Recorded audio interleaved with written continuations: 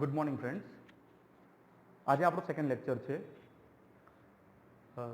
વિદ્યુત ભાર અને વિદ્યુત ક્ષેત્ર માટેનો, ઇલેક્ટ્રિક ચાર્જ અને ઇલેક્ટ્રિક ફિલ્ડ.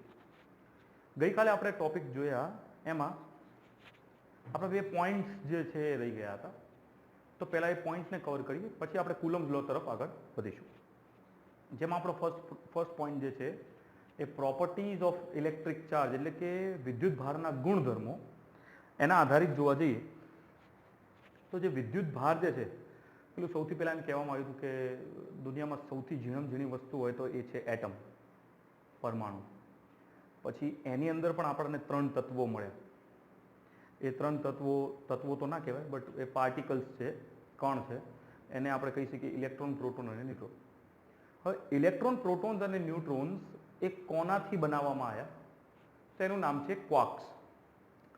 હાલ ક્વોન્ટાઇઝેશન એટલે ક્વોન્ટમીકરણમાં આપણા પાસે જે એક ટોપિક રહી ગયો તો એ ક્વાર્ક્સ માટેનો હતો. અને એ ક્વાર્ક્સ જે છે એ બે પ્રકારના હોય છે. There are 2 types of quarks. એક છે અપ ક્વાર્ક્સ, એક છે ડાઉન ક્વાર્ક્સ.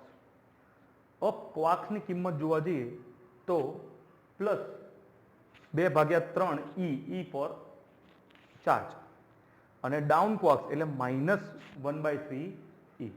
આ બે પ્રકારના ક્વાર્ક્સ છે, અને આ બે પ્રકારના ક્વાર્ક્સ દ્વારા જ ઇલેક્ટ્રોન, પ્રોટોન અને ન્યુટ્રોનને બનાવવામાં આવે છે. તો ખાસ કરીને ઇલેક્ટ્રોન જે છે એ 3D, D four down quarks, D four down quarks. Down quarks માટે આપણે D યુઝ કરીએ છીએ, અપ ક્વાર્ક્સ માટે આપણે U યુઝ કરીએ છીએ. તો ડાઉન ક્વાર્ક્સ જે છે એ ડાઉન ક્વાર્ક્સ 3 ભેગા થાય એટલે એક ઇલેક્ટ્રોન બને.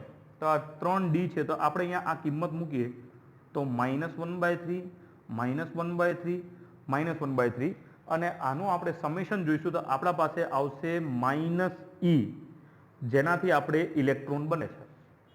રાઈટ. નેક્સ્ટ છે આપણી પાસે પ્રોટોન. પ્રોટોન જે છે એ 2 અપ ક્વાર્ક્સ અને 1 ડાઉન ક્વાર્ક્સ દ્વારા બનાવવામાં આવે છે. તો આપણે અહીંયા જોઈ શકો છો કે 2U એટલે 2U, U અને D. તો આની અંદર આપણે આ કિંમત ઉમેરીએ તો એના આધારે આપણા પાસે એક કિંમત આવે છે, દેટ ઇઝ +2/3, +2/3, -1/3 E. તો +2/3, +2/3 એટલે 4/3, -1/3, 4 - 1 that is 3, that is +1. એટલે અહીંયા આપણી પાસે આવે છે +E. અને નેક્સ્ટ છે આપણી પાસે ન્યુટ્રોન. તો ન્યુટ્રોનની વાત કરીએ તો 1 U અને 2 D થી બનાવવામાં આવે છે. 1 U ની કિંમત છે આપણી પાસે +2/3, -1/3, -1/3 E. તો આ બંનેનો સરવાળો કરતા માઇનસ પ્લસ, તો આપણા પાસે અહીંયા કિંમત આવે છે -2/3, અહીંયા -2/3, ધેટ મીન્સ 0. એટલે ન્યુટ્રોન જે છે એ આપણી પાસે કોઈ પણ કિંમત ધરાવતું નથી. That means it does not have any kind of charge. Electron, proton અને ન્યુટ્રોન. નેક્સ્ટ, વિદ્યુત ભાર અને દળ, આ બંને વચ્ચે કમ્પેરિઝનની વાત કરીએ તો વિદ્યુત ભાર અને દળમાં કમ્પેરિઝનની વાત કરતા હોઈએ ત્યારે અમુક વસ્તુઓ સામે આવે છે. અમુક ટોપિક્સ આની અંદર એવા છે કે જે તમે નેક્સ્ટ ચેપ્ટર્સમાં પણ ભણશો. તેમાંથી સૌથી ખાસ આપણે પહેલાં વાત કરીએ તો વિદ્યુત ભાર. તો વિદ્યુત ભાર અને દળ વચ્ચેની સરખામણીની વાત કરવામાં આવી છે. તો વિદ્યુત ભાર જે છે એ 3 પ્રકારના હોય, પોઝિટિવ, નેગેટિવ અને ઝીરો. હાલ જ આપણે જોયા electron, proton, neutron. Positive for proton, negative for electron and zero for neutron. એટલે આ 3 પ્રકારના ચાર્જીસ હોય છે. જ્યારે દળની આપણે વાત કરીએ તો એ હંમેશા પોઝિટિવ હોય છે, એટલે એ હંમેશા ધનમાં જ હોય છે. ત્યારબાદ જે વિદ્યુત ભાર છે એ વેગ પર કોઈ પણ પ્રકારે આધાર રાખતો નથી. ધેટ મીન્સ કે આપણા પાસે કોઈ પણ પ્રકારનો વિદ્યુત ભાર હોય, એનો વેગ વધારવામાં આવે તો એ વિદ્યુત ભારની અંદર કોઈ પણ ફરક પડતો નથી. પણ according to Einstein theory of રિલેટિવિટીના આધાર પર વાત કરીએ તો દળ જે છે એ વેગ પર આધાર રાખે છે. E = mc² ના આધાર પર જોવા જઈએ તો. અને બીજું એક સૂત્ર છે, that is m = m0 upon √1 - v²/c². આની અંદર m0 જે છે એ છે રેસ્ટ માસ. કોઈ પણ પદાર્થ જ્યારે સ્થિર એક જ જગ્યાએ પડ્યું હોય ત્યારે એનું દળ કેટલું છે તે, વેગ એટલે એ પદાર્થનો વેગ કેટલો છે તે, અને c એટલે velocity of light in vacuum, જેની કિંમત આપણી પાસે છે, આપ સૌ જાણો છો 3 × 10⁸ મીટર પ્રતિ સેકન્ડ. ત્યારબાદ ગઈકાલે જ આપણે જોયું લેક્ચરમાં કે વીજભારનું ક્વોન્ટમીકરણ થાય છે. વીજભારનું ક્વોન્ટમીકરણ જેને આપણે કહીએ છીએ Q બરાબર N × E. Q = N × E. આ છે કુલ વીજભાર. આ વીજભાર એ શું કિંમત થશે?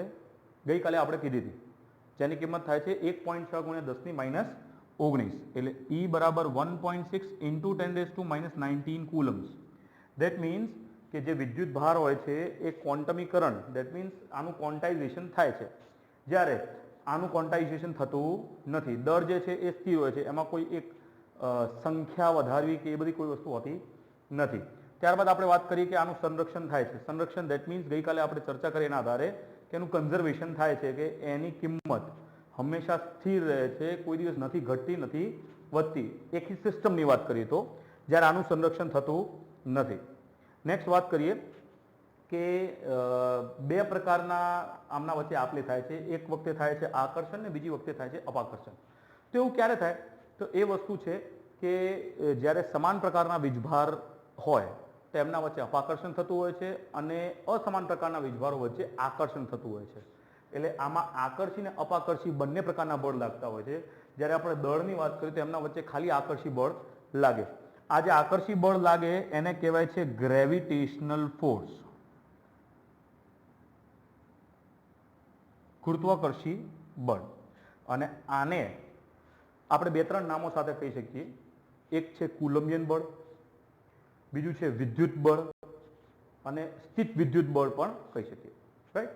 ત્યારબાદ તેમના કુલ વિદ્યુત ભારો એટલે કે એમનામાં રહેલા ઘટક કણોનો વિદ્યુત ભારોનો બેઝિક સરવાળો. આમાં બેઝિક સરવાળાના આધારે છે, જ્યારે આની અંદર જે છે એ સાદો સરવાળો સાથે એડ કરી શકીએ છીએ. તો આ હતું આપણા પાસે વિદ્યુત ભાર અને દળ વચ્ચેનું કમ્પેરિઝન, જેને આપણે અહીંયા જોઈ શકીએ છીએ. આપને નોટ ડાઉન કરવું હોય તો સ્ટોપ કરીને નોટ ડાઉન કરી શકો છો.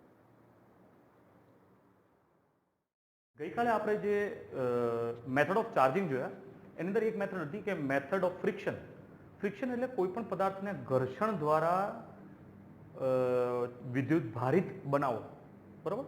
તો એમાં દાખલા તરીકે માનો કે મારી પાસે આ એક પ્લાસ્ટિક છે અને આ પ્લાસ્ટિકને કોટન સાથે હું ઘસું, તો પ્લાસ્ટિક પર કયો ચાર્જ આવશે અને કોટન પર કયો ચાર્જ આવશે? તો એના માટે એક સિરીઝ આવે છે જેનું નામ છે ઇલેક્ટ્રોસ્ટેટિક સિરીઝ, સ્થિત વિદ્યુત સિરીઝ. આ સિરીઝનું નામ છે. અને આ સિરીઝને તમારે યાદ રાખવી હોય તો આ અમુક પ્રકારના પદાર્થો છે. આ પદાર્થો કયા પ્રકારના છે? તો આ બધા પદાર્થો બનતા સુધી એવા પદાર્થ છે કે જે અવાહક વધારે પડતા હોય. એમાં 1-2 સુવાહક પણ હશે, જેમ કે હ્યુમન બોડી, માનવ શરીર જે છે એ સુવાહકમાં આવે છે. તો આ સિરીઝને કઈ રીતે યાદ રાખવી, શું કરવું? તો આ બધા એના મટીરિયલ્સ છે, સબસ્ટન્સ છે, વસ્તુ છે. દાખલા તરીકે ફર. તો ફરનો મતલબ થાય છે કે કોઈ પણ જનાવર જે છે તેનું શરીર ઢાંકવા માટે તેના પર ઉગતા વાળ. દાખલા તરીકે એવું કહી શકીએ કે પીંછું, કોઈ પણ બર્ડ્સ પરનું પીંછું.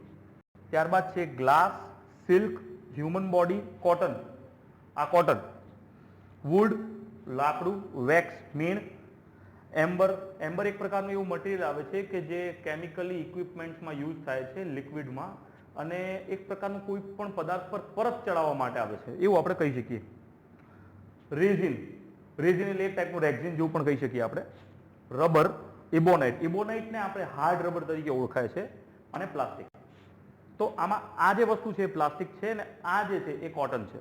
તો આપણે કોટન અને પ્લાસ્ટિક વચ્ચેનો વિદ્યુત ભાર આ ઘર્ષણ દ્વારા ઉત્પન્ન કરવો હોય તો કોટન અહીંયા આવે છે ને પ્લાસ્ટિક અહીંયા આવે છે, અને અહીંયા મેં લખેલું છે જો અહીંયા પ્લસ અને માઇનસ. તો દાખલા તરીકે આપણે અહીંયા લીધું છે કોટન અને પ્લાસ્ટિક. તો કોટન પર પ્લસ છે અને પ્લાસ્ટિક પર માઇનસ છે, એટલે તમે આ સિરીઝમાં ઉપરથી નીચે તરફ જેમ જેમ જે રીતે જતા જાઓ છો અને એ બંને પદાર્થો વચ્ચે ઘર્ષણ ઉત્પન્ન કરાવો છો, તો એ ઘર્ષણના કારણે બંને પર વિદ્યુત ભાર જે છે એ આગા પાછા થાય. કઈ રીતે આગા પાછા થાય? એટલે કોટન પર પ્લસ ચાર્જ આવી જાય છે, જ્યારે પ્લાસ્ટિક પર માઇનસ ચાર્જ આવી જાય છે. તો શું થાય છે? તે કોટન પરના જે પણ ઇલેક્ટ્રોન્સ જે છે એ પ્લાસ્ટિક પર સમાઈ જાય છે.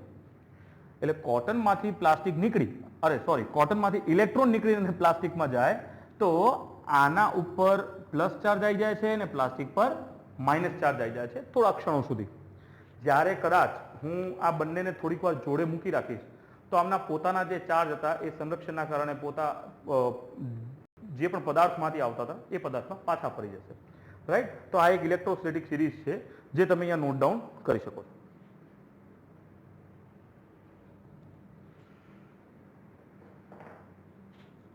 નેક્સ્ટ આપણી પાસે આવે છે આ ટોપિકનો ખાસ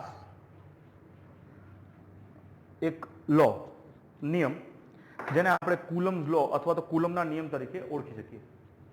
અહીંયા મેં લખ્યું ગુજરાતીમાં છે અને આનો આ નિયમ હું ઇંગ્લિશમાં પણ કહીશ એટલે ગુજરાતી માધ્યમ તથા ઇંગ્લિશ માધ્યમના બધા વિદ્યાર્થીઓને સહેલાઈ રહે. કુલમનો નિયમ. તો કુલમ સાયન્ટિસ્ટે જ્યારે આ નિયમ શોધ્યો ત્યારે એમને એક્સપેરિમેન્ટ માટે એક સ્ફિયરનો ઉપયોગ કર્યો. સ્ફિયર એટલે ગોળો. એ સ્ફિયર એટલો ઝીણો હતો કે તેમના અંતર, એ બે સ્ફિયર હોય તો તેમના વચ્ચેનું અંતરના સાપેક્ષે એ સ્ફિયર ખૂબ ઝીણા હતા અને એમાં અમુક પ્રકારના વીજભારો સમાવેશ કરવામાં આવ્યા હતા. તો કુલમનો નિયમ શું કહે છે કે બે બિંદુવત સ્થિર વિદ્યુત ભાર, બિંદુવત, બે બિંદુવત એટલે દાખલા તરીકે એક વિદ્યુત ભાર છે આ અને બીજો વિદ્યુત ભાર છે આ. બે બિંદુવત સ્થિર, સ્થિર એટલે ગતિ નથી કરતા, સ્થિર, સ્થિર વિદ્યુત ભારે વચ્ચે પ્રવર્તતા વિદ્યુત બળ અથવા તો કુલંબિયન બળ, આ બંનેમાંથી ગમે તે લખી શકો છો. બળનું મૂલ્ય તે વિદ્યુત ભારોના ગુણાંકના સમપ્રમાણમાં, એટલે દાખલા તરીકે માનો કે આ જે F છે એ વિદ્યુત બળ છે તેમના ગુણાંકના સમપ્રમાણમાં, આ સમપ્રમાણમાંનું ચિહ્ન, દાખલા તરીકે આ વિદ્યુત ભાર છે Q1, આ વિદ્યુત ભાર છે Q2. અચ્છા, બીજું તમને કહી દઉં, વિદ્યુત ભારોમાં કુલ વિદ્યુત ભાર હોય તો ઘણી વખતે આપણે કેપિટલ Q પણ લેતા હોઈએ છીએ, સ્મોલ Q પણ લેતા હોઈએ છીએ અને E પણ લેતા હોઈએ છીએ. તમે ઘણી બધી બુક્સ જોશો, રેફરન્સ બુકમાં ઘણી બધી બુક્સમાં કેપિટલ Q, સ્મોલ Q અને E આ ત્રણેયમાંથી ગમે તે એક ચિહ્ન આપેલો હોય. તો again coming to the point, મૂલ્યના વિદ્યુત ભારના ગુણાકારના સમપ્રમાણમાં, એટલે આ બંને વિદ્યુત ભારના ગુણાકારના સમપ્રમાણમાં હોય છે અને તેમની વચ્ચે અંતરના વર્ગના વ્યસ્ત પ્રમાણમાં હોય છે. વ્યસ્ત પ્રમાણ એટલે અપોન. ધેટ મીન્સ જો અંતર વધે તો બળ ઘટે અને પાછું વાત કરી છે વર્ગના, એટલે અગેન દાખલા તરીકે માનો કે આ બંને વચ્ચેનું અંતર છે R, R એટલે અંતરના વર્ગના વ્યસ્ત પ્રમાણમાં. Now coming to the English points, the electric force acting between two rest charges is directly proportional to, directly proportional એટલે સમપ્રમાણમાં, directly proportional to the product of the charges, product that means multiply, product of the charges and inversely proportional to the square of the distance between them. તો આ હતું આપણું કુલમ્સ લો. ફરીથી એકવાર બોલી લઉં છું, ગુજરાતી મીડિયમ વાળા અહીંયાથી નોટ કરી શકે છે, ઇંગ્લિશ મીડિયમ વાળા. The force acting between two rest charges or the electric force acting between two rest charges is directly proportional to the product of the charges and inversely proportional to the square of the distance between them. This is Coulomb's law. આ છે આપણા પાસે કુલમનો નિયમ. હવે આ શું કરીએ, આપણે આ બંનેને મર્જ કરી દઈએ એકબીજામાં. તો F is directly proportional to, સમપ્રમાણમાં છે Q1 ગુણાકાર Q2 ભાગ્યા R નો વર્ગ. સમપ્રમાણમાંનું ચિહ્ન, ધેટ મીન્સ ડાયરેક્ટલી પ્રોપોર્શનાલિટીનું સાઇન આપણે હટાવીએ તો F બરાબર K, સ્મોલ K લઈએ છીએ અહીંયા, ખાસ ધ્યાન આપજો, અહીંયા આપણે સ્મોલ K લેવાનું છે, કેપિટલ K નો ઉપયોગ કરવાનો નથી. F equals to K Q1 Q2 upon R square. આ છે આપણા પાસે કુલમ્સ લો માટેનું equation. F equals to K Q1 Q2 upon R square. આપણે વાત કરીએ K ની. K ઇઝ પ્રોપોર્શનાલિટી કોન્સ્ટન્ટ, અચળાંક છે એક, સમપ્રમાણમાંનું ચિહ્ન હટાવીને એક અચળાંક ઉપયોગ થાય એ છે. અને K ની કિંમત SI પદ્ધતિ માટે આમ તો પ્રાયોગિકના આધારે આપણા પાસે જે કિંમત આવી છે 8.9875 ગુણ્યા 10 માઇનસ ગુણ્યા 10 SI. પણ એપ્રોક્સિમેટલી આપણે ડાયરેક્ટ K ની કિંમત લઈએ છીએ 9 ગુણ્યા 10 SI. અહીંયા SI એટલી લખું છું કારણ કે આપણે હજી આનું એકમ શોધવાનું બાકી છે. હવે દાખલા તરીકે આપણને ખ્યાલ છે કે એફ એટલે ફોર્સ, ફોર્સનું હંમેશા એકમ હોય છે ન્યૂટન, કે નું એકમ આપણે શોધવાનું છે, Q1 ઇન્ટુ Q2 એટલે આનું કુલમ, કુલમ એટલે coulomb into coulomb, coulomb square upon R square, R એટલે અંતર, અંતરને આપણે મીટર સ્ક્વેરમાં લઈએ છીએ, આર સ્ક્વેર છે એટલે મીટર સ્ક્વેર, તો આપણે કે નું એકમ શોધી લઈએ. તો કે બરાબર આપણે કે ને કરતા બનાવીએ, કરતા દેટ મીન સબ્જેક્ટ બનાવીએ, તો F into R square upon Q1 into Q2. હવે આનું એકમ આપણે શોધવું હોય તો આનું એકમ થાય છે એફ એટલે ન્યૂટન, આર સ્ક્વેર એટલે મીટર સ્ક્વેર, ક્યુ એટલે કુલમ સ્ક્વેર. આ એસઆઈ ની જગ્યાએ આપણે આ લખી શકીએ છીએ. ખાસ આપણે ધ્યાન આપીએ તો કે નું આપણે પારિમાણિક સૂત્ર શોધીએ તો કે નું પારિમાણિક સૂત્ર શું થાય? તો કે નું પારિમાણિક સૂત્ર થાય છે ન્યૂટન એટલે m1 l1 t-2 into metre square એટલે L2 કુલમ. કુલમનું ગઈકાલે આપણે પારિમાણિક સૂત્ર લખાયું હતું. શું હતું યાદ કરો છોકરાઓ? એમાં કુલમ હોય છે A1 T1. તો અહીંયા A1 T1 એક માટે અને એનો વર્ગ, એટલે વર્ગ હોય તો આપણે અહીંયા ડાયરેક્ટલી એવું લખી શકીએ છીએ A2 T2.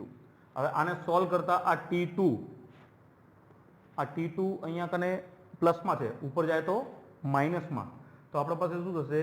M1 L1 L2 એટલે L3 T-4 A-2. આ પારિમાણિક સૂત્ર આપણે કોનું મળ્યું? કે નું મળ્યું, કે સ્મોલ કે. બરાબર?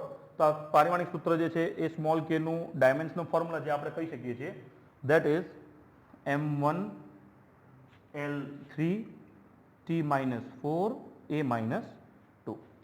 નેક્સ્ટ, હવે દાખલા તરીકે હું તમને એક સિમ્પલ ઉદાહરણ આપું કે 10મા ધોરણમાં આપણે ચેપ્ટર ભણ્યા હતા લાઇટ વિશે. તો લાઇટ ચેપ્ટરની અંદર કંઈક આવ્યું હતું રિફ્રેક્ટિવ ઇન્ડેક્સ, વક્રી ભવનાંક. તો રિફ્રેક્ટિવ ઇન્ડેક્સની આપણે વાત કરીએ તો જે પ્રકાશ જ્યારે કોઈ પણ જગ્યાએથી આપાત થાય તો સૌથી વધારેનો વેગ ક્યાં હોય? હવામાનમાં હોય. હવામાનમાં વેગ હોય તો એના કારણે આપણે વિચાર કરીએ તો જો એ માધ્યમ બદલાય તો માધ્યમ બદલાય તેનો વેગ પણ બદલાય. તો અહીંયા આ બંને જે વીજભાર આપેલા છે એ શૂન્ય અવકાશ માધ્યમમાં આપેલા છે, અને શૂન્ય અવકાશમાં માધ્યમમાં આપેલા હોય તો કે ની કંઈક અલગ કિંમત પણ થતી હોય છે. તો સ્ટેબિલિટી માટે આપણે એવું કે ની કિંમત પણ જોઈ શકીએ, that is k equals to 1/4 pi epsilon not. K ની કિંમત શું છે? 1/4 pi epsilon not. What is epsilon not? Epsilon not શું છે? તો એપ્સિલોન નોટ છે પરમિટિવિટી. એપ્સિલોન નોટને આપણે કહેવાય છે પરમિટિવિટી. પરમિટિવિટીનો એક સિમ્પલ ઉદાહરણ તમને કહું કે આ બંને વિદ્યુત ભારો વચ્ચે બળ લાગે છે, એ બળ લગાડવા માટે પરમિટ આપનાર પરમિટિવિટી. એ બળ વચ્ચે બળ લગાવનાર પરમિટ આપનાર પરમિટિવિટી. હવે આની કિંમત શોધો છો. આની કિંમત આપણે શોધવી હોય તો એપ્સિલોન નોટને આપણે કરતા બનાવીએ 1/4 પાઈ કે. આપણા પાસે કે ની કિંમત છે 4 પાઈ કે, તો 9 ગુણ્યા 10⁹. પાઈની કિંમત 3.14. એના આધારે આપણે આ કિંમતો લખી શકતા હોઈએ છીએ. તો આપણા પાસે કે ની કિંમતના આધારે પરમિટિવિટીની કિંમત શું આવશે એ જોવાની રહી. તો પરમિટિવિટીની કિંમત આપણા પાસે આવે છે 8.85 into 10⁻12 SI. હવે કેમ અગેન SI? આપણે એનું એકમ શોધવું પડશે. એકમ અહીંયાથી આપણે શોધીએ તો કે નું એકમ આપણે હમણાં જ શોધ્યું. ક્યાં ગયું? સોરી, કે નું એકમ હતું ન્યૂટન. કે નું એકમ newton metre square upon coulomb square. હવે કે આમ જોવા જઈએ તો આના વ્યસ્ત પ્રમાણમાં છે, તો જે એકમ કે નું છે એને ઊંધું કરી દો. ઊંધું દેટ મીન્સ જે સ્ક્વેર, જે પ્લસ રેઝ ટુ છે એને માઇનસ કરી દો, માઇનસ છે એને પ્લસ કરી દો. તો આનું એકમ આપણને મળશે that is coulomb square upon newton into metre square. આ એપ્સિલોન નોટની કિંમત. હવે આ જે એપ્સિલોન નોટ છે એ શૂન્ય અવકાશ માટે છે. શૂન્ય અવકાશ એનો મતલબ એમ થાય છે કે આ બંને વિદ્યુત ભારો વચ્ચે કોઈ પણ પ્રકારનું માધ્યમ હોવું જોઈએ નહીં. બંને વિદ્યુત ભારો વચ્ચે કોઈ પણ પ્રકારનું માધ્યમ હોવું જોઈએ નહીં. જો માધ્યમ હોય તો શું? તો એ વસ્તુ આપણે અહીંયા હાલ જોવાની રહેશે. આ તમારે નોટ કરવું હોય તો કરી દો, આટલું હું ભૂસાવું છું.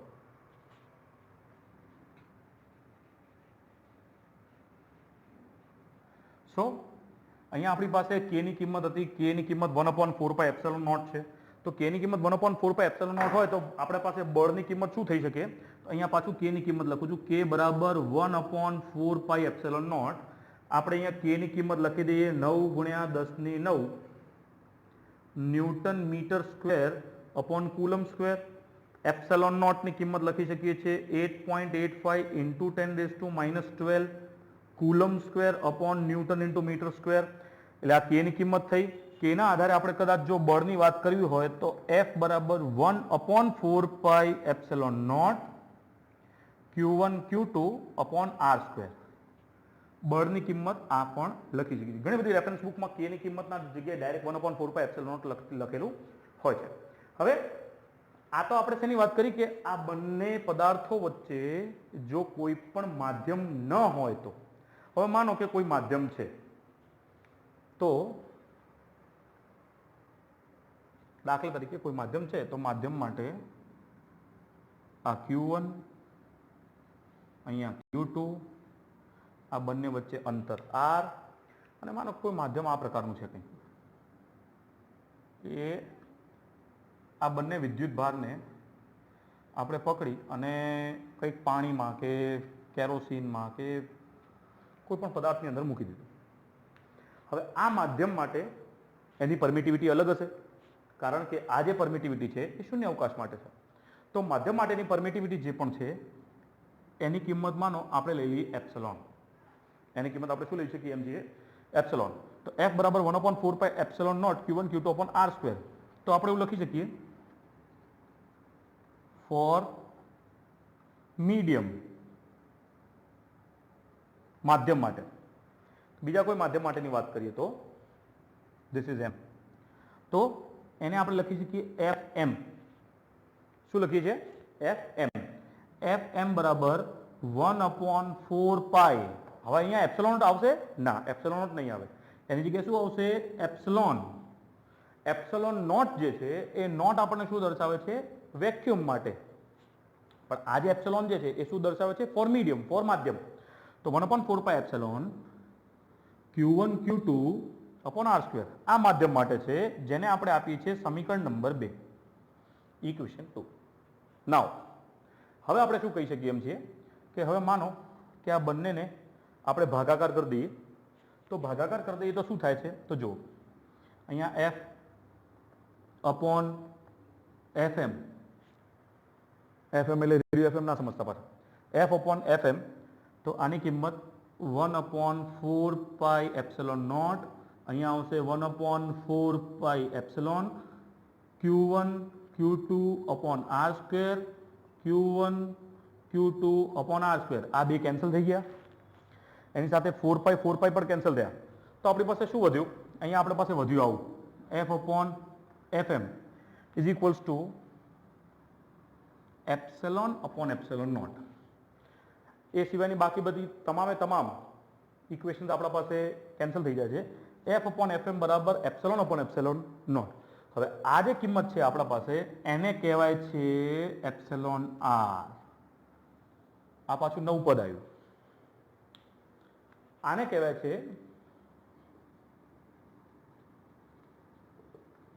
રિલેટિવ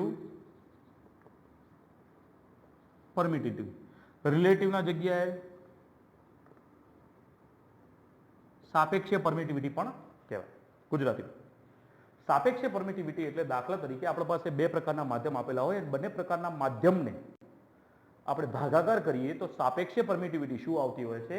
એનું નામ છે એપ્સિલોન R. આ એપ્સિલોન એક ગ્રીક શબ્દ છે, એને આપણે બોલવામાં ધ્યાન રાખીશું. અને આ સ્મોલ તરીકે યુઝ થાય છે, કેપિટલ તરીકે નહીં. આને આપણે તમે E ગણતા હશો, but this is not an E. આ એક એપ્સિલોન એટલે આમ સ્મોલ ABCD નો E જેવો ગણી શકો છો, પણ આને દોરવાનું આવું છે. આ સદંતર નહીં ચાલે. તો epsilon R that is F upon FM બરાબર epsilon upon epsilon not is equals to epsilon R. Epsilon R ને આપણે રિલેટિવ પરમિટિવિટી કહીએ છીએ. રિલેટિવ પરમિટિવિટીને બીજું પણ કંઈક કહેવાય છે. હું તમને ક્યારનો ટોકતો હતો કે આને સ્મોલ કે ઉપયોગ કરજો, આને સ્મોલ કે ઉપયોગ કરજો. એનું મુખ્ય કારણ કે એપ્સિલોન આર બરાબર કેપિટલ કે, જેને કહેવાય છે ડાયઇલેક્ટ્રિક કોન્સ્ટન્ટ, એટલે કે ડાયઇલેક્ટ્રિક અચળાંક. હવે આ ડાયઇલેક્ટ્રિક અચળાંક એટલે પાછું શું આવ્યું નવું? ડાયઇલેક્ટ્રિક અચળાંક એટલે એક પ્રકારનું રિલેટિવ પરમિટિવિટી છે, એવું આપણે કહી શકીએ. એટલે કે દાખલા તરીકે આપણા પાસે અહીંયા એપ્સિલોનની કિંમત ના આપેલી હોય અને માનો કે આમાં આ જે પણ કોઈ પદાર્થને માધ્યમમાં બે વીજભારને માધ્યમમાં મૂકવામાં આવે છે અને આ જે માધ્યમ છે આ માધ્યમનું ડાયઇલેક્ટ્રિક અચળાંક આપેલું હોય અને કેપિટલ કે આપેલું હોય, તો કેપિટલ કે ના ઉપયોગથી આપણે આ બળ શોધી શકીએ. કઈ રીતે? મુખ્ય પ્રશ્ન છે ને, કઈ રીતે? તો એ કઈ રીતે એ જ આપણે સોલ્વ કરવાનું છે અને એને આપણે જોતા અહીંયા ધ્યાન આપજો. તો જુઓ, અહીંયા આપણા પાસે આ કઈ કિંમત છે કે એપ્સિલોન અપોન એપ્સિલોન નોટ, એની કિંમત છે એપ્સિલોન આર, જેને આપણે કહીએ છીએ કેપિટલ કે. તો અહીંયા એપ્સિલોનને કરતા બનાવું તો અહીંયા શું થાય? Capital K into epsilon not, આવું થાય. એપ્સિલોન બરાબર capital K into epsilon not.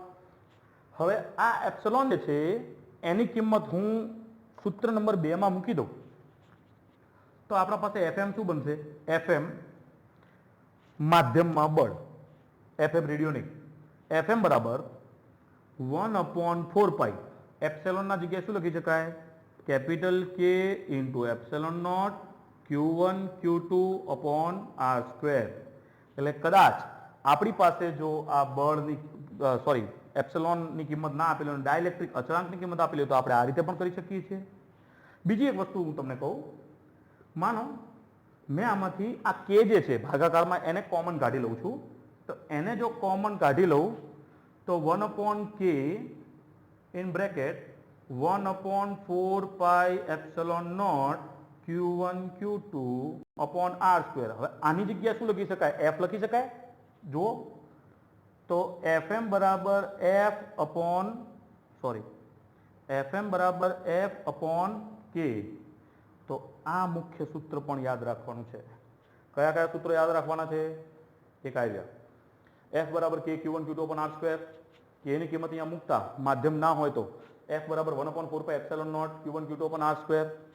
માધ્યમ હોય, કોઈ પણ પ્રકારનું માધ્યમ આપેલું હોય તો માધ્યમ માટેનું એફ બળ that is FM બરાબર 1/4 epsilon Q1 Q2 upon R square. આ બંનેનો ભાગાકાર કરતા F અપોન FM બરાબર એપ્સિલોન અપોન એપ્સિલોન નોટ બરાબર એપ્સિલોન આર. એપ્સિલોન આર ને આપણે શું કહીએ છીએ? પરમિટિવિટી માધ્યમ માટે. એપ્સિલોન નોટ ને કહીએ છીએ પરમિટિવિટી શૂન્યાવકાશ માટે. એપ્સિલોન ને કહીએ છીએ પરમિટિવિટી માધ્યમ માટે. આ જે છે એ સાપેક્ષ માધ્યમ છે, હું ભૂલથી માધ્યમ માટે. અને એને આપણે સોલ્વ કરતા અહીંયા ડાયઇલેક્ટ્રિક અચળાંક, જેને આપણે કે કહીએ છીએ કેપિટલ કે, આ કેપિટલ કે છે, આ સ્મોલ કે છે, આ પ્રપોર્શનાલિટી કોન્સ્ટન્ટ એટલે સમપ્રમાણમાંનું જે ચિહ્ન છે એને આપણે હટાવતા સ્મોલ કે લઈએ છીએ, જેને આપણે અચળાંક કહીએ છીએ. આ ડાયઇલેક્ટ્રિક અચળાંક છે, એ બંને અલગ અલગ છે. Epsilon upon epsilon not that is epsilon R એટલે કેપિટલ કે. અહીંયાથી એપ્સિલોન ને કરતા બનાવીએ તો કે ઇન્ટુ એપ્સિલોન નોટ. એફએમ બરાબર 1/4 K epsilon not Q1 Q2 upon R square. એમાંથી 1/k ને કોમન કાઢો. FM બરાબર 1/k in bracket 1/4 epsilon not Q1 Q2 upon R square. આની જગ્યાએ આપણે લખી શકીએ છીએ F. FM બરાબર F અપોન કે. બરાબર, આટલા સુધી છે. તો આ હતો આપણા પાસે કુલમનો નિયમ.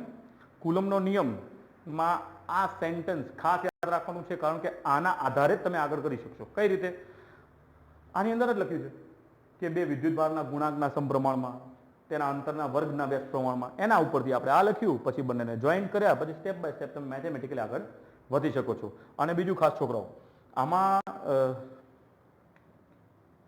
કે અને એપ્સિલોન નોટ આ બંનેની કિંમત યાદ રાખવાની છે. અમુક વખતે એક્ઝામમાં આપેલી હોય કે ન આપેલી હોય, આ તમારી જવાબદારીમાં આવે છે. બરોબર, આ પછી આપણે જોઈશું કુલમ્સ લો ઇન વેક્ટર ફોર્મ, સદિશ રાશિ માટેનો કુલમ્સ લો, અને અમુક આપણે 4-5 એના દાખલા પણ કરીશું. અસ્તુ, થેન્ક યુ.